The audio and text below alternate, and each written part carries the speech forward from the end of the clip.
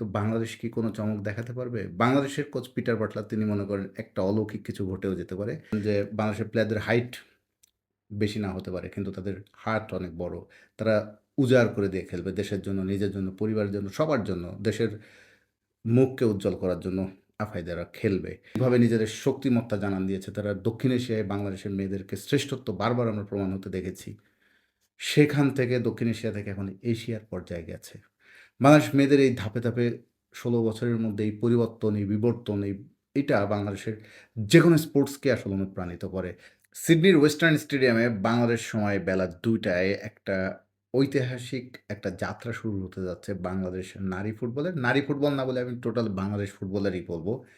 বাংলাদেশের ফুটবলে নিঃসন্দেহে একটা অন্যরকম যাত্রা শুরু হচ্ছে সিডনিতে মঙ্গলবার বেলা ২টায় বাংলাদেশ মেয়েরা এশিয়ান কাপে তাদের প্রথম ম্যাচটা খেলতে নামবে। বর্তমান চ্যাম্পিয়ন নারী এশিয়ান কাপের সবচেয়ে সফল দল চীনের বিপক্ষে। এটা একটা নিঃসন্দেহে বাংলাদেশ ফুটবলের একটা অনেক বড় একটা অর্জন তো অনেক আগেই হয়ে গেছে। নিঃসন্দেহে একটা অনেক বড় একটা যাত্রা শুরু হচ্ছে। চীনের মতো একটা শক্তিশালী দলের সঙ্গে লড়াইটা ডেভিড বনাম গলিয়াতের লড়াই, অসম লড়াই। বাংলাদেশ যদি মানে প্রেডিকশন করা হয়, বাংলাদেশের পক্ষে বাজি ধরার লোক খুব একটা বেশি খুঁজে পাওয়া যাবে না। ম্যাক্সিমাম এটা আসলে এটা শক্তিমত্তা, ইতিহাস, ঐতিহ্য সবভাবেই চীনে গিয়ে এটা তো আর বলার অপেক্ষা রাখে না। একটা র‍্যাংকিংয়ে যোজন, যোজন পিছিয়ে একটা দল বাংলাদেশ যেখানে ১১২ সেখানে চীন মাত্র ১৭, ৯৫ টা ধাপ ডিফারেন্স র‍্যাংকিংয়ে। আ অংশগ্রহণ করেছে চীন ১৫ বার। সেখানে বাংলাদেশের জন্য ১ম বারের মতো একটা অভিজ্ঞতা হতে যাচ্ছে এশিয়ান মঞ্চে। এশিয়ান শ্রেষ্ঠত্বের লড়াইয়ে বাংলাদেশের ম্যাচটা শুরু হবে বেলা ২টায় আগে বলেছি।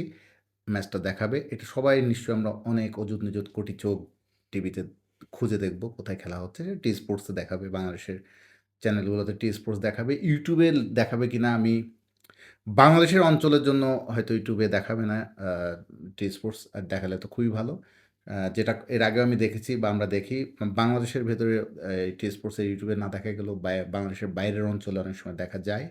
তো সেক্ষেত্রে আমি ইউটিউবের লিঙ্কটা যদি পাওয়া যায় দেব, আর না পাওয়া গেলে আমি নিশ্চয়তা দিতে পারছি না।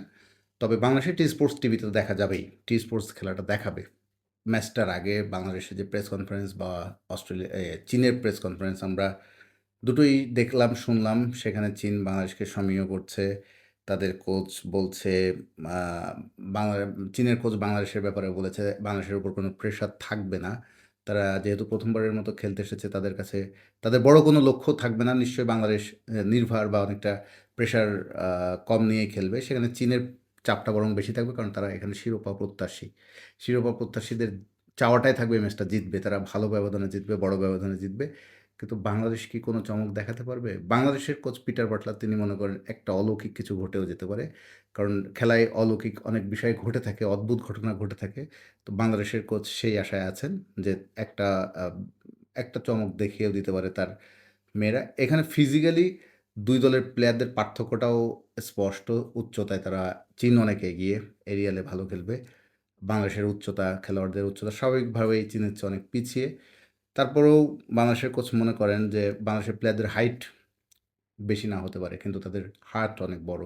তারা উজাড় করে দিয়ে খেলবে দেশের জন্য, নিজের জন্য, পরিবারের জন্য, সবার জন্য। দেশের মুখকে উজ্জ্বল করার জন্য আফাইদারা খেলবে। খেলার ধরনটা আসলে চীনের কেমন? চীন আসলে দেখুন তাদের কোচ ক্রোয়েশিয়ান বংশোদ্ভূত হলে তিনি কিন্তু সিডনিতে থাকেন। আন্তে মিলিসিস তার বেড়ে ওঠা কিন্তু অস্ট্রেলিয়া, সিডনিতে। অস্ট্রেলিয়া খুব ভালো মতো তার চেনা, চীনের কোচের। ২০২৪ সালে চীনের কোচ মিলিচিস। সুতরাং অস্ট্রেলিয়ার পরিবেশ, কন্ডিশন বা খেলার তার টিমকে তার খুব ভালো বোঝাপড়া দলের সঙ্গে।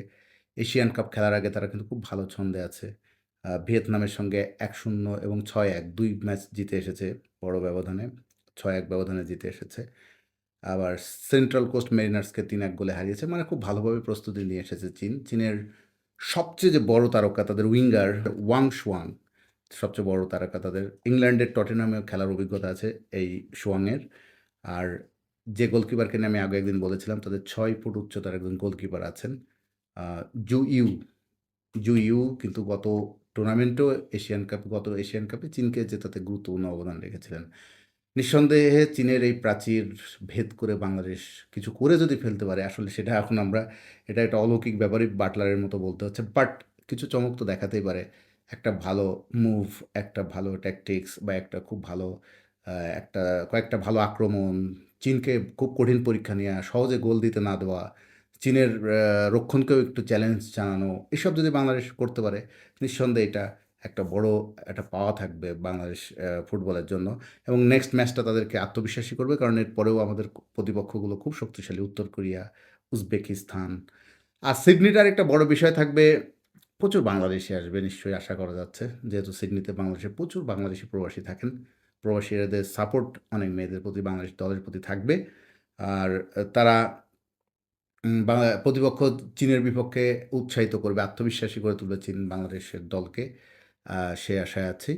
২০০৯ সালে বা আজ থেকে ১৬-১৭ বছর আগে এই বাংলাদেশ মেয়েদের যাত্রাটা যখন শুরু হয়েছিল, এই ক্ষেত্রে আমরা গোলাম রব্বানী ছোটন ভাই তার অবদানটা আমাদের স্বীকার করতে হবে। যদিও ছোটন ভাইয়ের ছেলেদের এজ ভিত্তিক দলের এখন কোচ, সেখানে তার কিছু ভূমিকা বা তার কোচিং নিয়ে অনেক আলোচনা সমালোচনা থাকতে পারে।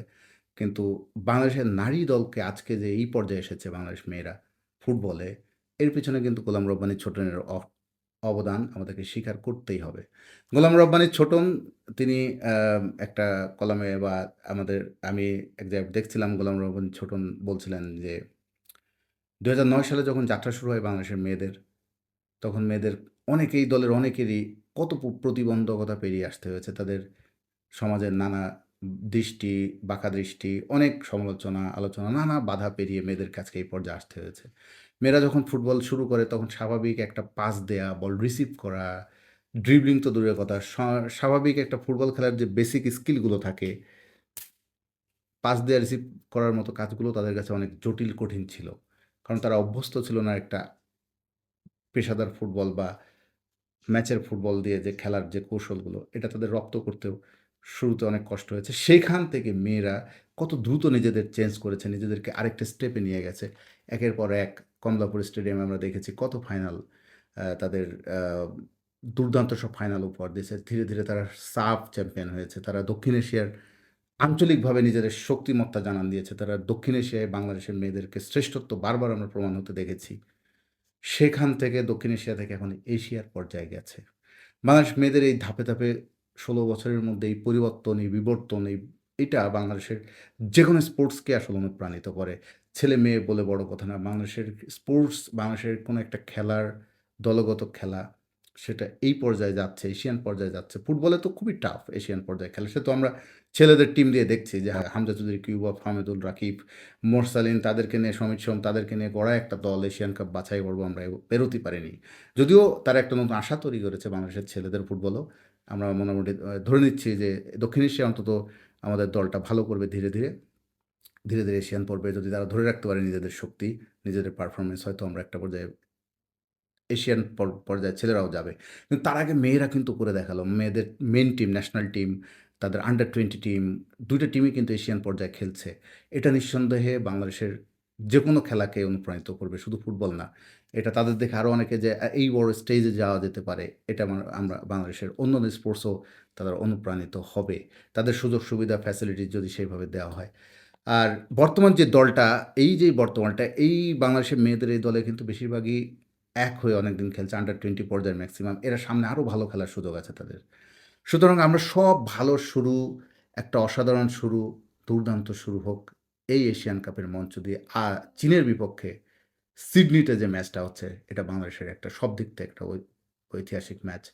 একটা স্বপ্ন পূরণ হওয়ার ম্যাচ হতে পারে। যেখান থেকে নতুন একটা দিনের আমরা সন্ধান পেতে পারি বাংলাদেশ ফুটবলে। জিতুক, হারুক, ফল এখানে কোনো ব্যাপার না। বাংলাদেশ একটা ভালো ফুটবল উপহার দেবে এবং চীনের মতো একটা পরাশক্তির কাছে বাংলাদেশ যতগুলোই হারুক বা যেমনই রেজাল্ট হোক, আমরা রেজাল্ট একপাশে সরিয়ে রাখি। বাংলাদেশের মেয়েরা একটা ভালো ফুটবল উপহার দিক। বাংলাদেশের মেয়েরা আরও এগিয়ে যাক, এই প্রত্যাশায়। এবং আবারও মনে করে দিই, খেলাটা দেখাবে টি-স্পোর্টস। বাংলাদেশ সময় বেলা ২টায়। গভীর মনোযোগ দিয়ে আমাদের বসে যেতে হবে টেলিভিশনের সামনে।